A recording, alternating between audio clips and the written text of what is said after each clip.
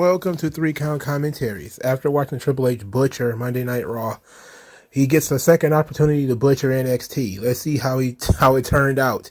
First match, Joe Gacy defeats Cameron Grimes. Cameron Grimes has been a ghost on NXT, floating around forever and ever, doing nothing. Gacy was actually wearing ring gear. He built like Trevor Murdoch. But again, Gacy is not a bad wrestler. You know, he's been doing this for quite a while. He's already in his 30s. He's in his early 30s, so he's not like super old. But he's been doing this for quite a while already. Gacy is a fat guy. You know, he's a fat, weird looking guy too. So, I mean, it's very weird. Clearly, Gacy wins because Schism's outside interference. While they had Cameron Grimes accept a match with no backup.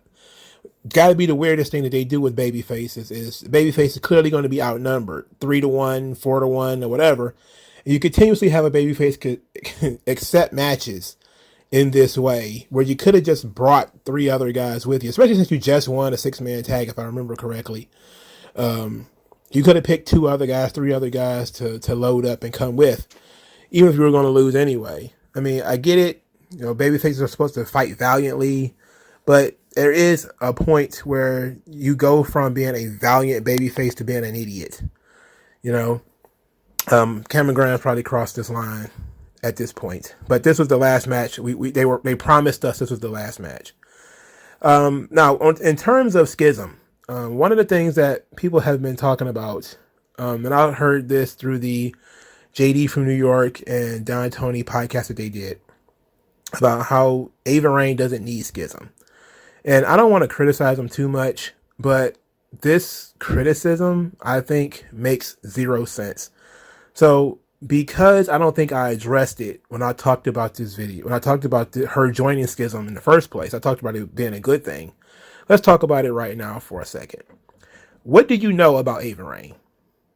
Number one thing, it's The Rock's daughter, right? So if she showed up on her own, like some people seem to think that she should have, what would have been the thing you would have known about her? She's The Rock's daughter. And then what was her gimmick going to be? She's The Rock's daughter. And every promo was going to be about how she's The Rock's daughter. I forget which one of them said that she was more known than everybody else in the group. It's like, yeah, clearly because she's The Rock's daughter. Everything about this is about her being The Rock's daughter. Nothing is about her. Anybody who thinks that, oh, she's more over than the rest of Schism. Like, is she really? You don't know anything about this girl other than she's The Rock's daughter.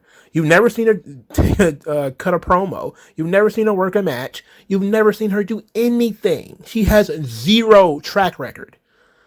The idea that she should just be pushed as a solo star is like, no, she doesn't have anything. She doesn't have any reps. There's no ground underneath her feet. She's just basically standing on The Rock's shoulders. At least now, she could do her own thing. We can outlisten her, cut promos in her own voice. She doesn't have to reference The Rock. She could talk about herself, what she's gone through. You know, and that was the first promo. That's what it was about.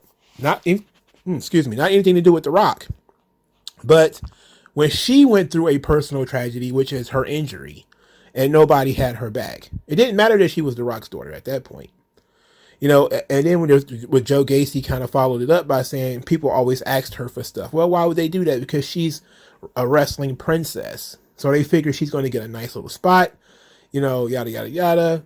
People are trying to use her, but that's not what we do. That's not what we do in Schism. This kind of stuff makes sense.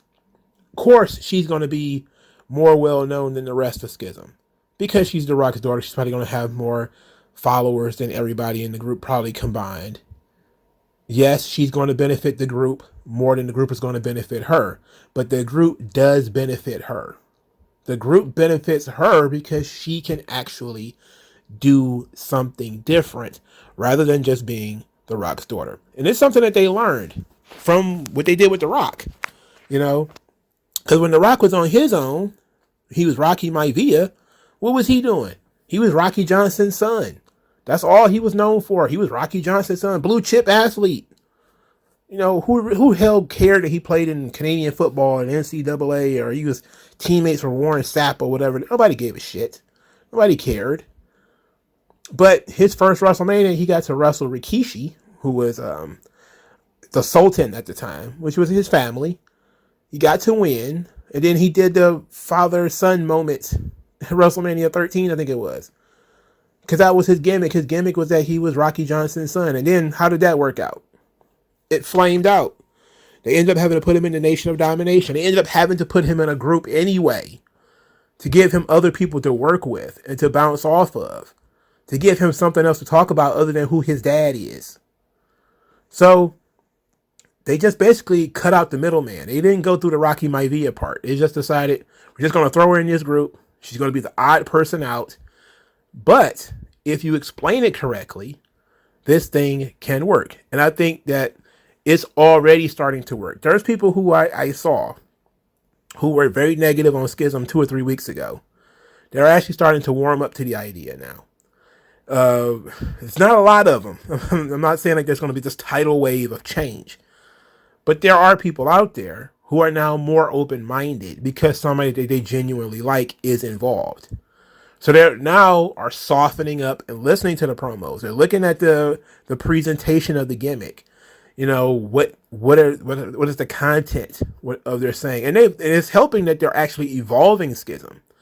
They're evolving what Joe Gacy has been since his initial come into the NXT. It's the same message, essentially, just a little bit more evolved and a little bit crazier because he's been doing this for a year already.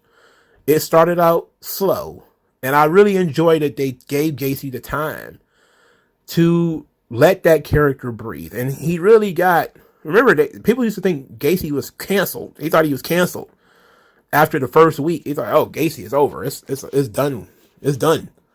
You know, he went out there and started talking about safe spaces and all this kind of stuff. And, you know, people were mad and, and he was uncanceled. Okay. He's still here a year later, but they did smooth out some of the edges and some of the more darker elements of Gacy's time and independence are starting to come through.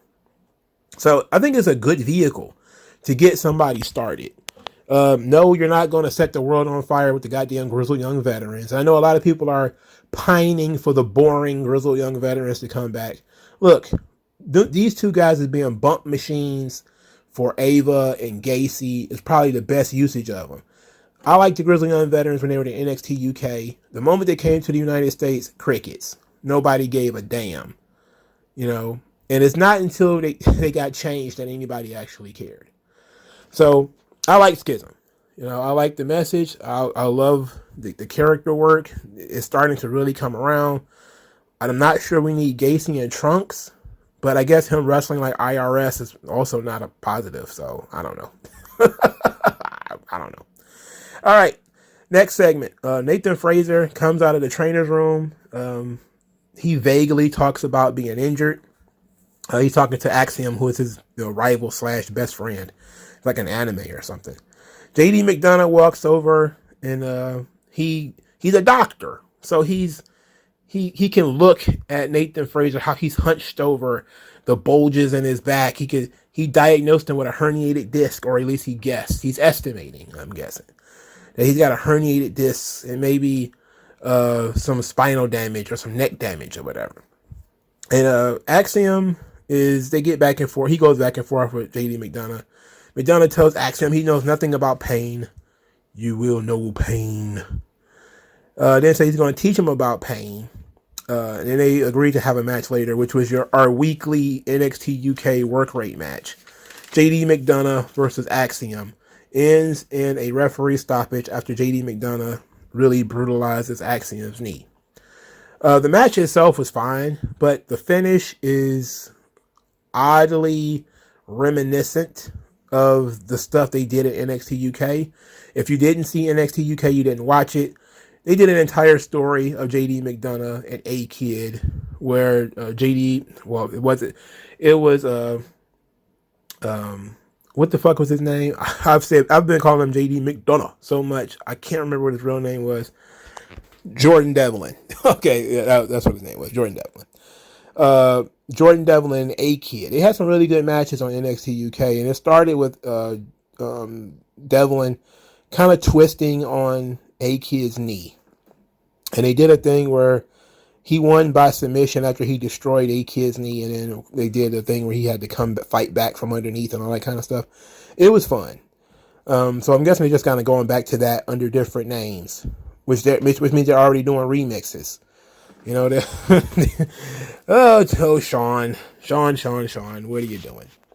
Anyway, after the match, JD McDonough says that he diagnosed Axiom with a severe strain, not a tear, saying that he was a nice guy, but he's not that nice to anybody who gets in between him and the championship, and said that Axe Ilya Dragunov because he's in the hospital 3 weeks later. And then he says he's begging for somebody to get on his level, and he called out Apollo Crews. All right. JD McDonough versus Apollo Crews. All right. I'm not against that. Not against that at all. But we'll talk about Apollo Crews a little bit later. All right. We go to the barbershop with Trick and Mello, where Mello talks about Wesley never pinning him. And that he wants to put some respect on Wes. That he's a good tag team guy. But he never beat Carmelo Hayes, the real A champion, and says that he ain't him, and Carmelo Hayes is him. It was a nice little spot where the barber gave Wesley too much credit, and Trick Williams took off his hat and slammed it on the floor in very dramatic fashion. So apparently, Carmelo Hayes is going to get a title shot in 2 weeks at Wesley. They're going to have a contract signing next week. Okay. All right. Carmelo Hayes is still trapped in this one spot, but we'll see. We'll see how it goes. I know how it's going to go, but we'll see how it goes. He's not going to beat Wesley for that belt. It's not going to happen. But we'll see how it goes afterwards. Let's say that. We got another rhyme from Scrypts, another poem. Something about names written on the walls, voice sound through the halls, or some other nonsense. People have been analyzing the diction of Scrypts, and they are not wrong when they say it sounds like Velveteen Dream. That is not incorrect. I listened to that promo as they posted it on Twitter a couple of times. It does sound like Velveteen Dream with a voice machine. It does. I can almost guarantee you it's not. But it might be somebody. I think it from the looks of things, it has to be somebody who was in NXT prior, because you're talking about name written on the halls. Okay, so it has to be somebody who was there before. The voice sounds through the halls or something like that. Somebody who was there already, maybe who got cut, maybe who got sent away. It's probably a man. A lot of people are thinking it's Dijak, but it's not him. He already has his own promos, which is a waste of time and money. I don't know who it could be. I'm not sure who it could be. I'm actually interested. So I think it'll be next week. There's been tons of people who have come through NXT. Most of them haven't stuck around. But that's what it sounds like here, is that Scrypts is going to be somebody who was in NXT before, but isn't now, and is coming back, is returning, and is coming back with a vengeance, with a vendetta against NXT. The rumor was always that it was going to be Vincent and Dutch. Dutch has been in NXT before. He was in the system. I don't think he actually made TV, but he was in the system. He was in the Performance Center. Now, Vincent, I'm not sure. And I'm telling you, it might not be them, but that was sort of the rumor that I heard, and that's been repeated quite a few times, that it's going to be Vincent Marsaglia and Dutch from Ring of Honor. Well, Dutch didn't follow Vincent to Impact, because why would he? But it would be interesting if it is, because I like Vincent. He just kind of does Bray Wyatt just as well as Bray Wyatt. But if maybe it's somebody that I'm not thinking of, who knows? But Scrypts is interesting. Second match, Sol Ruca does the JOB for Elektra Lopez. Sol Ruca looked good doing a job. Like, she took Elektra Lopez's finish great.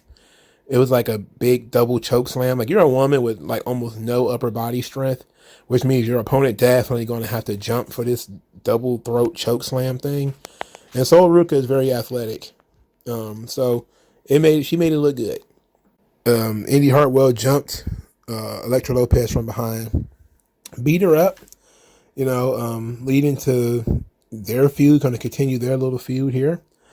Later, Indy Hartwell kind of explains herself that nobody's going to use her to make a name for themselves around here. You could use Sol Ruka for that if you want, but you're not going to do it on Indy Hartwell. And that she's starting to learn what it's like and how to really become a success in NXT. And that you got to take what you want. And you can't worry about friends, or relationships, or anything else. And she says that everybody likes to talk about betting on themselves. And she says she's ready to put the house on herself. Later on, she is confronted by Roxanne Perez, who just is being a little bit of a nosy little sister. Talking about, hey, if it's anything wrong, you could talk to me. And Indy's like, look, didn't Cora Jade just beat your ass for, no, this is not all friends wrestling. This is not about friends. You can't be friendly and successful. He wants to be successful. She don't want to make friends. So now we see that Roxanne Perez has no character. Indy Hartwell, who's, again, another one of the ghosts of NXT, still floating around here. If Triple H just has nothing to do with her, we might as well send her home, because she's been in NXT for a long time. Indy Hartwell was in NXT before. I think she was in NXT in 2018. She was a jobber, I think. She was in NXT a long time. 2018, 2019. She's been there 3 or 4 years already. If they're starting to do rolling cuts, I don't see how you can justify Indy Hartwell not either being moved to SmackDown or Raw or not being cut. Like, I know Aaliyah was in NXT for a long time too. And eventually they moved her up to SmackDown because they figured, I'm tired of looking at her in this goddamn building. It's like if you keep failing in high school, they just graduate you. Like, I'm just tired of looking at your ass. You're 21. Get out of here. It's the same thing that we're looking at here, I think, with Indy Hartwell. She's just going to be an NXT regular. And she's just going to stay. It's like, no, it's time to get this girl out of NXT. There's a lot of talk about people not being ready. It's really frustrating the hell out of me. And I'm tired of hearing about that from wrestling fans of how so-and-so ain't ready. At some point, and I think this is the best way to do it, you got to push the bird out of the nest. Sometimes people got to go through something because even if they're not prepared, it's the best test of character to see whether they can handle it or not. I get so tired of hearing wrestling fans talk about how so-and-so is not ready. It's like you can't fucking sit around and wait for people to get ready. NXT is not somewhere for people to sit for 4 or 5 fucking years. It never should have been that.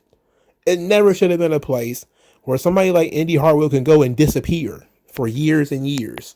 It's like, no, it's time for her to get out of there. There's somebody in the PC who wants that spot, who needs that spot, who probably won't sit there for 5 fucking years, or who's not going to get that much time to get themselves together. I know people like Indy Hartwell. I get it. But if she can't cut it on the main roster, then she needs to go. So you make a decision. I'm telling you, by January, Indy Hartwell needs to get the fuck out of this NXT. She's got to go. She's got to go. It's time to start pushing some of these birds out of the nest. Indy Hartwell's the first on the list. She's been in this goddamn NXT for far too long. Far too long. They should have moved her out of NXT when Dexter got fired. She should have been on Raw or SmackDown, even if she was just there as a jobber. Even if she was just showing up or being put in a tag team, she should not still be in NXT. So now she's an NXT veteran, which is just ridiculous. It's a ridiculous position to be in. Speaking of somebody who could use more time, Thea Hale. Thea Hale is fairly new. She is Scrappy Doo all of a sudden. She's just like Butch. She wants to fight Charlie Dempsey because Charlie Dempsey disrespected Andre Chase. And Duke Hudson says that he learned from being ejected by Andre Chase last week, and said that he's going to be with Thea Hale outside the ring for Andre Chase's matches with Charlie Dempsey tonight because Dempsey disrespected the entirety of Chase U and everybody who ever wore the big U on their chest when he attacked Andre Chase. So They did the match. Charlie Dempsey versus Andre Chase was the third match on the show. Dempsey wins via Regal stretch, but it was via Duke Hudson throwing the towel in. So Duke Hudson wanted to cheat, and then Andre Chase told him no. He wanted to help Andre Chase, to escape this hold. Chase told him no. He listened. Thea Hale is trying to encourage Andre Chase, so she's swinging a terrible towel and howling and beating on the mat and everything. And Andre Chase takes the towel from her and throws it in the ring. So that gives Dempsey the win. Afterwards, Duke Hudson comes in and he starts to comfort Andre Chase. So it's clear that they brought in Duke Hudson into this thing to sort of tear Chase U from the inside. That he can't be trusted. So they're about to dismantle Chase University from what it looks like.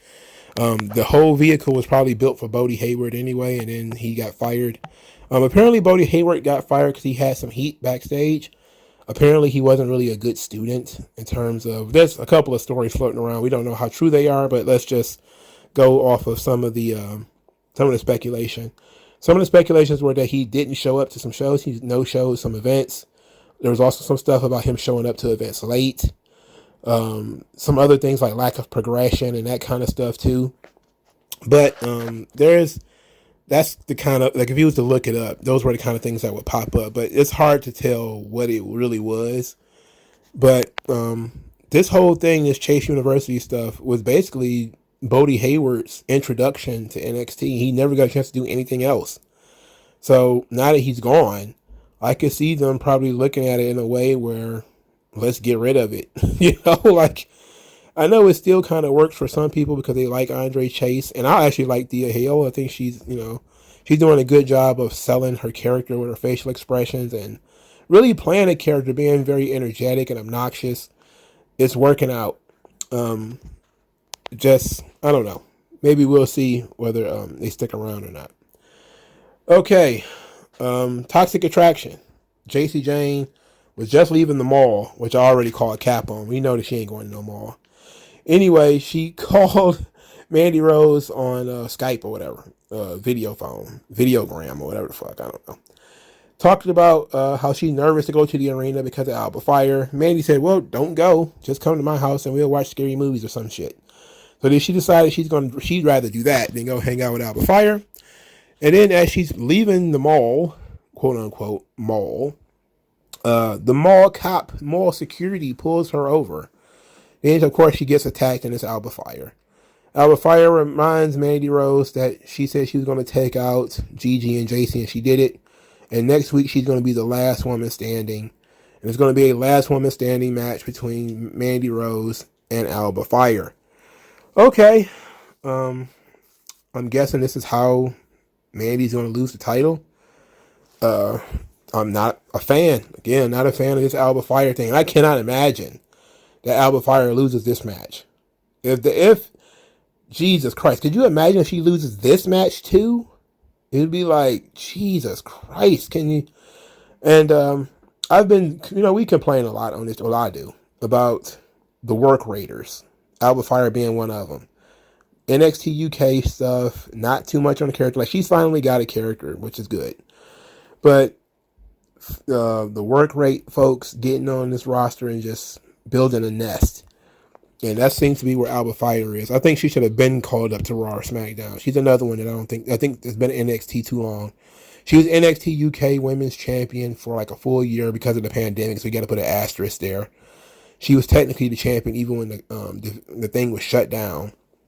So she's the longest reigning women's champion in probably WWE in a long time due to the fucking pandemic. But she hasn't done much since she moved to NXT. So I guess if they want to get Mandy out of NXT, she kind of has to lose the belt. But one of these two has got to go. Now, Gigi and JC, a Toxic Attraction as a package, will be great on the main roster. You need women's tag teams. SmackDown definitely needs some more women's talent. And Toxic Attraction can work. I like them. There's some rough around the edges stuff with JC and Gigi in terms of character and in-ring stuff, but They need more reps. They work with better people, they'll get better at it. But I really am concerned about Alba Fire if she goes up to the main roster by herself, because it's kind of like, are people really going to get the whole flaming bat? Do they really care kind of thing? Can she cut promos and connect with the main roster audience? That's going to be an interesting question that we probably never have to ask because we don't know if she's ever going to make it up there. But her jumping Gacy Jane in the parking lot would have been fine if she'd just jumped her in the parking lot rather than pretend to be mall security. Because, like, how did you notice she was going to the mall that day? Like, what kind of stalker shit you got going on here? All right, so Briggs, Jensen, and Fallon Henley are in the bar drinking as usual, per the usual for them. When Kiana James comes in, and she's looking to buy the bar, the whole bar, and because she wants the land that the bar is on, just like she wanted the land that Chase U was on. What happened to that? I don't know. So Jensen starts flirting with Kiana because, you know, he's still teenage boy, horn dog. He want to grab boobs. Henley doesn't want to sell the bar because it got great sentimental value. Apparently she was raised in this bar and she used to crack peanuts with her granddaddy and throw darts and do all kinds of family friendly stuff inside this bar, you know. And Kiana wants to build a apartment complex. How dare you want people to live on this land? What are you doing? This is for our recreation. So they get into an argument about it. And then Henley eventually puts Kiana out. She tells her to beat it. Kiana then said that they can stay land rich but money poor. And which is hilarious to tell somebody. Now, I don't mind the Kiana James corporate raider stuff. Like, you know, she's going to be Miss Wall Street. She's going to try to buy people's property and all this kind of stuff and embarrass them and, you know, devalue it. But I think we should take it to the next level. Like, she should have sent some goons in there to bust the bar up. Like, wouldn't it be great if she, like, paid Gallus or somebody like that to go in there with some bats and tear up the liquor and tear the bar up and, you know, set it on fire or something like that? Like, that would be great. Let's take it to the next level, you know? Let's not just say she's interested in buying the bar. Let's go full gangster with it. Like some hooded figures show up the next week with bats and just start tearing the fucking bar up. And then, you know, Kiana James comes back 2 weeks later like, oh my God, I heard about this terrible accident that happened in this bar. I mean, look, this is the estimate to how much it would cost to get it fixed. You know, like that would be some really good evil shit that people can really get into. So it goes to show that they have some good seeds, some good germs of ideas that they never really go fully in on. So I definitely want them to do something like that. Like she should have did something like that with Chase U. Like all of a sudden some Tony D'Angelo or, you know, Stax or somebody like that pops up at Chase U and all of a sudden they're enrolled in the class and they're being disruptive or whatever. And it would have been like some really cool shit to show that how ruthless and cutthroat she can be. Would really get her character over and give her some goons because she's supposed to be, you know, all about the money and everything. Give her some people she can slide some money to. That's the one positive thing that AEW is doing with MJF is they're really playing off the fact that MJF is supposed to be rich. So he constantly has goons around. He constantly has people willing to take bumps for him. So this ought to be great. Well, it could be great. I don't know if it's actually going to be. I don't know if it's going to be much more than what it is now. Speaking of Stacks, he defeated Hank Walker. Nothing gained in this. He just did it. Grayson Waller then hosted the segments between Bron Breakker and Von Wagner. And this had limited Grayson Waller in it. Very limited. I'm going to truncate this thing a little bit. There was two important segments. One, Instagram was upset about Carmelo Hayes not being in the title picture. And basically that nobody likes Von Wagner. Von Wagner and Robert Stone, I'm going to collectively talk about their promo because Von Wagner is not good, has never been good, and there probably never will be. I know I'm writing him off and he's pretty young, but this guy fucking sucks. Anyway, they said that Von never really had a chance, that he's a once-in-a-generation talent and he's not here to be liked. He's here to win a title. Then the second Instagram question was that, or the statement was that they're ready for anybody to beat Bron to win this title. And Bron Breakker kind of sat there and was a little, he played it very well by saying he understands that NXT is all about finding the next big thing. And a year ago, it was him. And he had a pleasure to learn under a lot of these guys like Gargano and Tommaso Ciampa. And he understands the lineage of the championship and that some people might want that to move on, to move forward. But there's nobody around to take this from him. And he's not going to let anybody take it. So that's kind of the gist of it. Von Wagner, of course, swears up and down he's actually going to beat Bron Breakker. And at this rate, looking at what they're doing with NXT and Raw and SmackDown, he probably fucking will win this match. And I'll be disgusted. I'm telling you, we're in for it when it comes to NXT. I don't know what's going on, brother. My interest in Von Wagner is on zero. Y'all know this.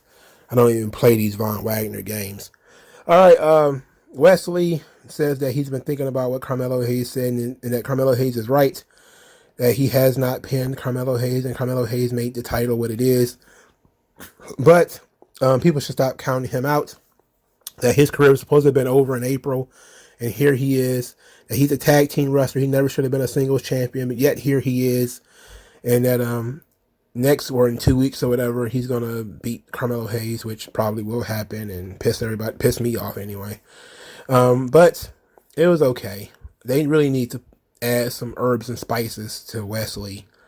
The guy's just dry biscuit at this point. I cannot stand this man. I can't stand the man. All right. Don't like him. All right. So Cora Jade cut a promo on Wendy Chu, saying that Wendy Chu is all up in her business. And that Wendy Chu's got a friend complex, that she's desperate to be liked, and that she's the kind of person who sits by the phone on Friday night waiting for that text to be invited to a party by the popular people, but it never comes. I'm like, she psychoanalyzed the shit out of Wendy Chu, I like this promo from Cora Jade. It was good. Also about Cora Jade, she looks better every single week. She went from looking like a frumpy tomboy to now she looks a little bit more feminine. I even think she maybe has done something to her lips. Like, she looks and sounds so much better and more professional. And that's the one thing about WWE that I actually enjoy and love, is that they really force the wrestlers to step their game up in terms of their presentation, their look, their attitude, confidence, everything. You can't just go to WWE and do the same shit that you were doing before. Like, I don't know what conversation they were having with Cora Jade, but she's infinitely better now than she was before. Infinitely better. She's far more confident. She's far more focused. And it's really showing in her character work. Like, she's much better. And you could look at side-by-side picture of when she first started and now. The glow up is real. And I'm actually appreciating Cora Jade a lot more than I used to.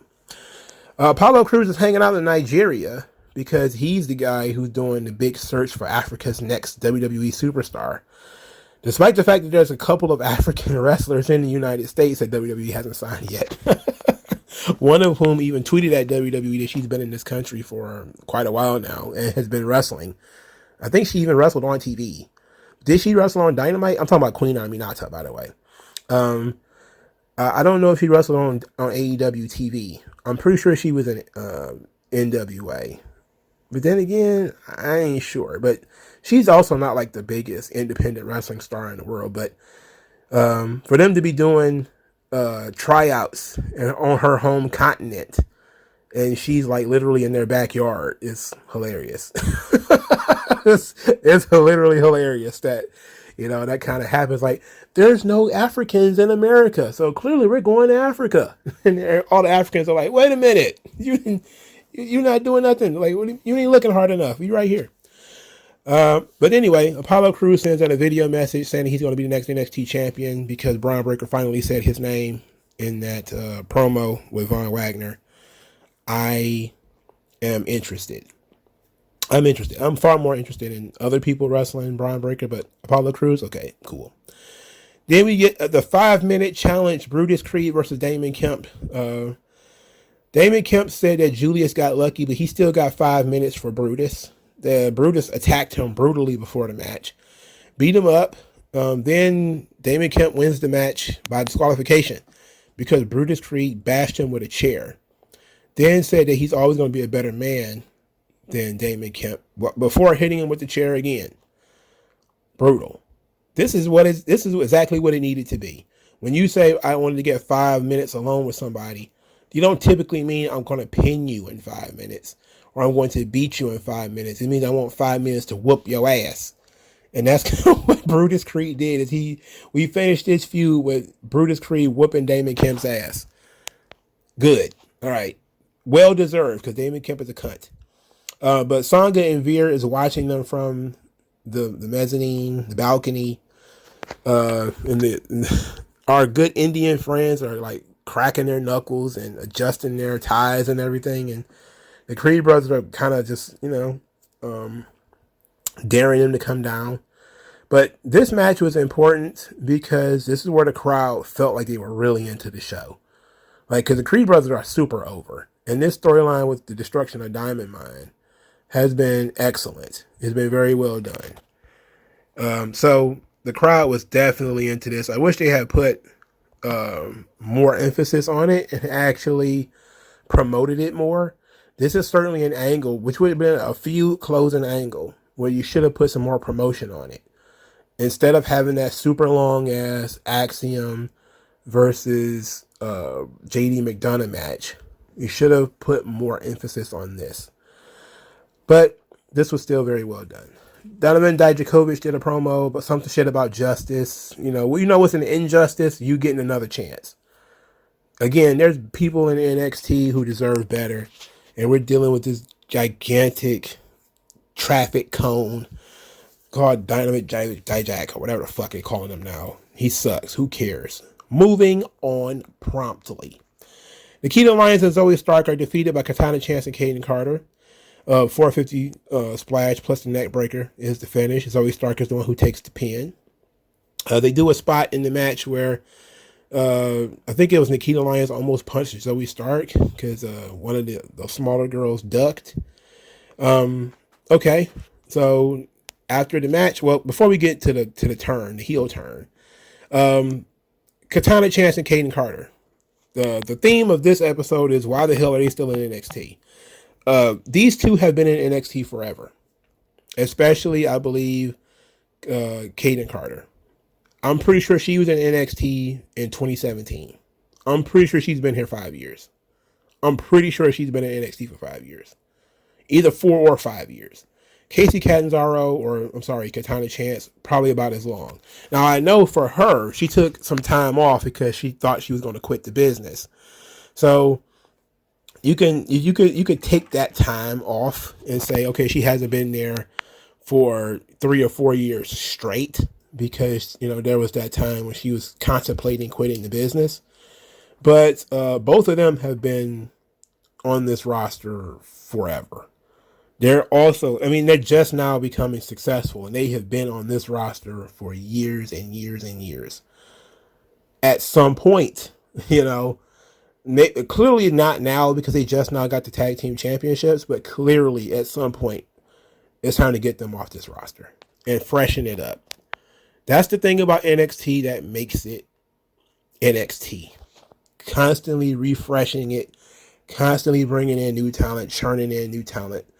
The fact that they stopped doing this shows me that, management has taken more control over the show. There's not as many new people being brought in. There's quite a few people who used to do stuff on NXT that aren't doing stuff anymore. They're not taking any chances on characters anymore. The promo stuff has really toned down. A lot of the character stuff is really toned down too. That's just Triple H liking vanilla. You don't want too much character, too much color. It's really stupid. The people who thought NXT was boring before, and they still hate it, so I don't see what you changed it for. But after the match, Zoe Stark wanted to hand Katana Chance and Kaden Carter the tag team titles. She did so, and then blasted Nikita Lyons in the head with the second title. And KC squared, despite being baby faces, did not help. They just slid out of the ring and got out of the way, while Zoe Stark kicked and stomped on Nikita Lyons and turned heel, and basically blamed the loss on her. You know what? Okie dokie. Everybody saw this coming. It wasn't like it was a big deal. Everybody saw this coming. Zoe Stark is probably already more interesting, having turned heel.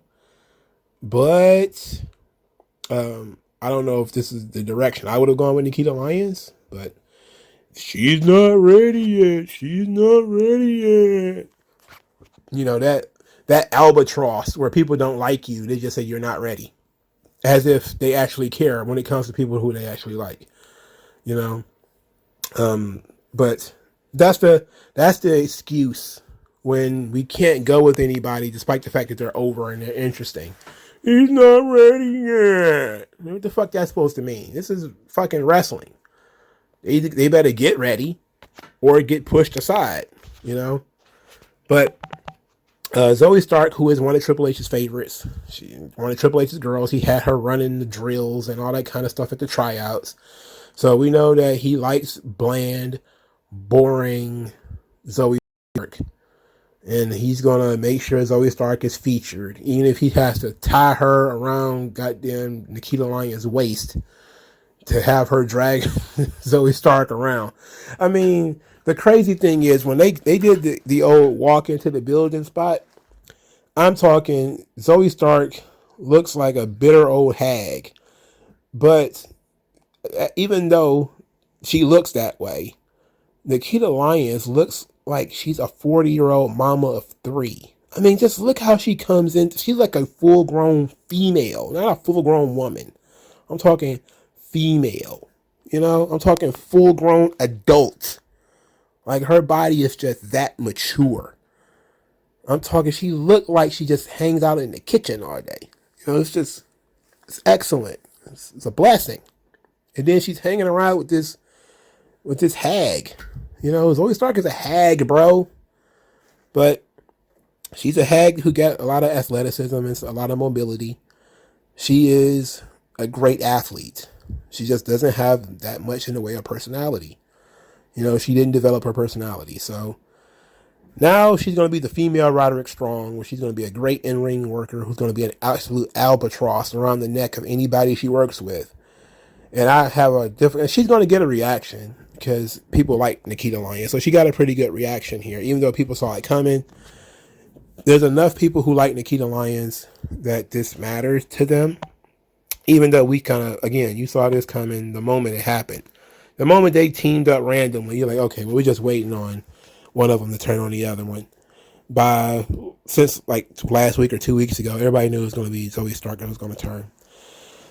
Women's tag teams, much like every other women's relationship, ends in violence. So I mean, every women's tag team is going to end in violence. But this is something for Nikita Lyons to do, something for her to sink her teeth into. One of the big problems with her was that she didn't have much to say. You know, outside of telling her origin story for like the 50th time, she didn't have much in the way of she didn't have anybody to talk to. She didn't have any relationships.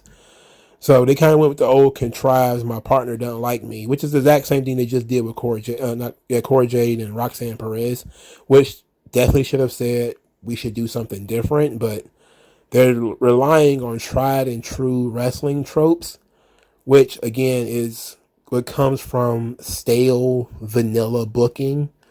You know, this works. This always works, even if we do it twice in a row when it comes to the women's tag team division. You know, if you wanted to have these two feud, you could have done it in a different way, you know, but whatever. They had to get Zoe Stark over first. Like, they had to get people to care about her first. So she had to definitely tie herself around Nikita Lyons' leg to be somewhat interesting. And now, you know, she can get a reaction when she beats up Nikita Lyons. But, I would have done something differently just because, again, you just did this with Roxanne and Cora. And it's like 3 years in a row. Well, it's not even 3 years in a row because they literally just finished the Candice LeRae doing this to, I think EO did it to Candice. Dakota did it to Tegan Knox. And it's like every women's tag team in NXT is like the parking lot. Like being in a relationship with a woman in NXT is like, it's like being in the NXT parking lot. This says a lot about the women's division, that it reminds me a lot of that parking lot. It giveth and it taketh away. You know, it giveth and it taketh away. It's not going to go well for you if you got relationships with women in NXT. I mean, Indy Hartwell had a partner too, and now she hates partners. She hates friends. She got married in NXT. Then Dexter Lumis got fired. So it don't really. Women are a bad luck charm in NXT. But okay. I mean, I guess since my girl Nikita Lyons is going to be doing something, it'll help her out. So I'm okay with it to help her out. But other than that, I could not care less about Zoe Stark. But what do you guys think? What do you guys think about Zoe Stark turning heel? Think about this episode of NXT. I thought it was solid. It was okay. Next week is going to bang, though, because they got the 2 title matches. The women's title, NXT title, and I think it was Apollo Crews and JD McDonough going to fight next week. So next week's going to be pretty stacked. Can't wait. Like, share, subscribe. I'll talk to you guys later, man. Peace out.